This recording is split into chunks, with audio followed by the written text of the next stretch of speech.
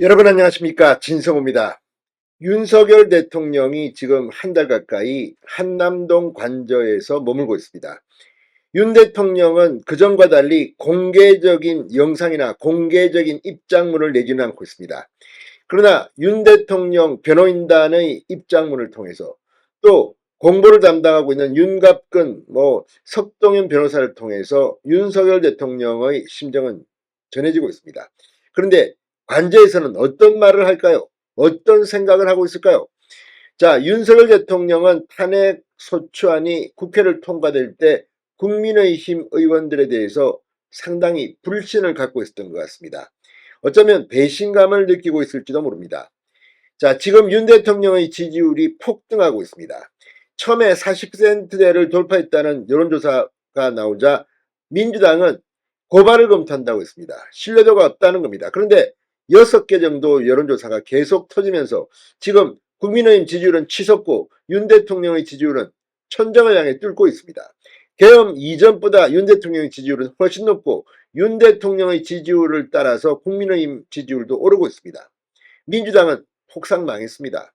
자, 이런 데 대해서 윤 대통령의 심정, 자, 최근 여러 차례 한남동 관저를 방문했던 윤상현 의원이 오늘 조선일보와의 인터뷰를 통해서 윤 대통령의 발언을 전했습니다. 이걸 보면 헌법재판소에서 곧 큰일이 하나 터질 것 같습니다.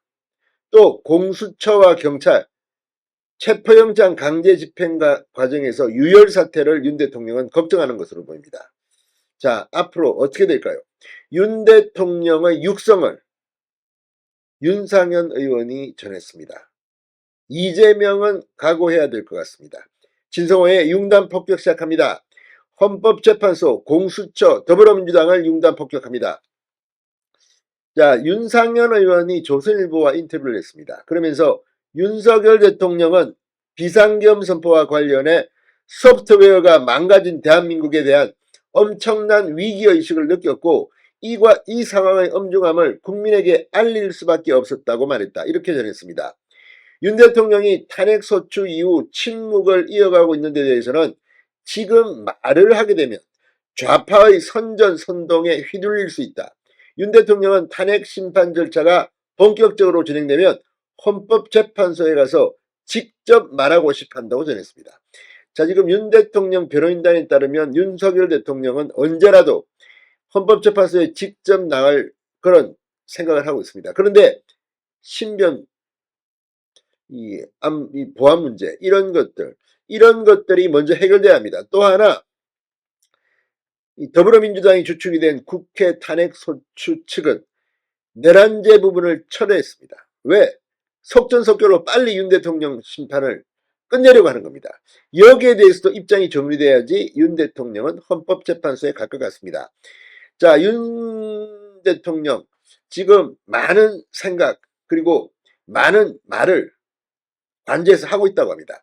자, 윤상현 의원은 공수처가 윤 대통령 체포영장 집행을 처음 시도했던 지난 3일 서울 한남동 대통령 관저에서 윤 대통령과 함께 있었습니다. 그 뒤로도 거의 매일 관저 앞을 찾아 탄핵 반대 집회를 참석하고 있습니다. 주기적으로 관저 안으로 들어가 윤 대통령과 측근들을 만나고 있습니다. 윤 대통령은 어떤 생각을 하고 있을까요? 자, 관저에서 만난 윤석열 대통령은 아주 의연하고 꿋꿋하게 있다고 했습니다. 오히려 윤상현 의원에게 수고한다고 격려했다고 합니다. 애국 시민분들께 죄송하고 감사한 마음을 갖고 있었고 모든 걸 다 각오하고 있다는 모습이었다. 건강은 이전과 비슷해 보였다고 했습니다. 지금 윤 대통령이 최근 수주일 동안 술은 입에도 안 댔다고 측근들이 말합니다.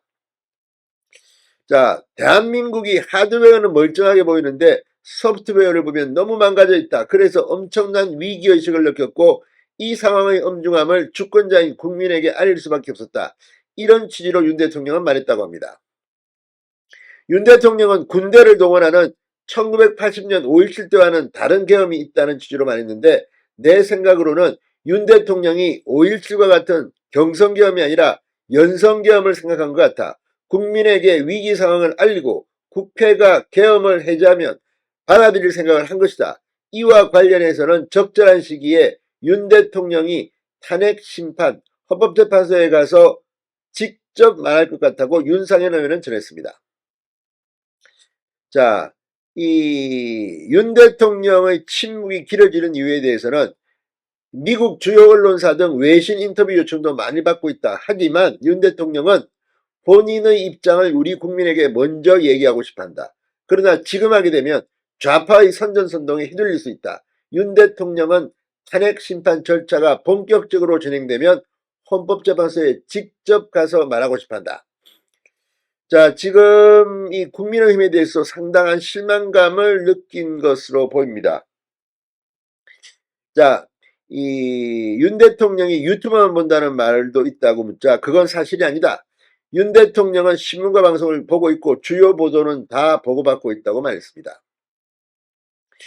자, 공수처와 경찰의 윤 대통령 체포영장 2차 집행 시도 유혈 사태가 벌어질 수 있다는 우려가 나온다는 질문에는 윤 대통령도 그걸 걱정하고 있다. 또 대통령 관저 앞 차가운 거리에서 밤을 지새우면서 대통령을 지키겠다고 하는 분들에 대한 이야기도 다 듣고 있다.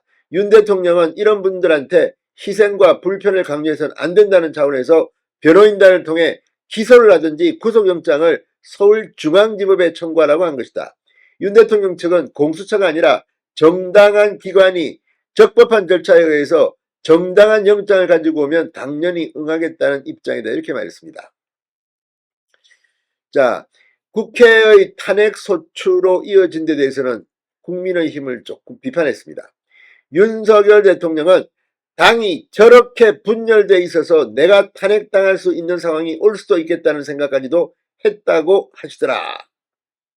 이때는 언제입니까? 한동훈이 대표일 때입니다. 한동훈 대표 시절 한동훈 대표 본인 입으로 탄핵 찬성을 한다고 했습니다. 그리고 여러 가지 이야기를 했습니다. 당론에 배치되는 말들을 당대표라는 사람이 마구 뜯어고 다니고 친한계로 분류되는 몇몇 현역 의원들이 반란표를 던졌습니다.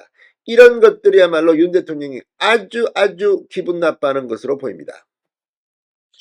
자, 어쨌거나 지금 윤석열 대통령의 공개적인 입장 표명은 없습니다. 그럼에도 불구하고 윤상현 의원이 전한 윤 대통령의 이 발언들 국민의힘이 좀 유념해야 될 것 같습니다.